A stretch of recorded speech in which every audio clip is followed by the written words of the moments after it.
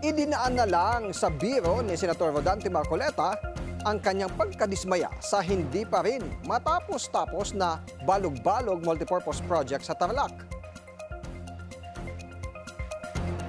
Siguro po out of exasperation, Mr. President, kaya nga po ang naging acronym nga ay BWISIT, na kung babanggitin po ay buwisit, balog-balog, water irrigation system, teleserye.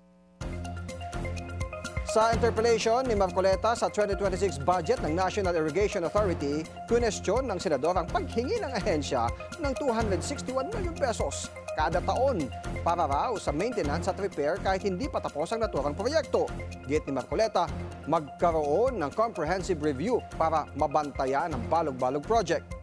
Base sa records ng Senado, umabot na sa 7 billion pesos ang nailaan ng gobyerno sa naturang proyekto mula 2015 hanggang 2020.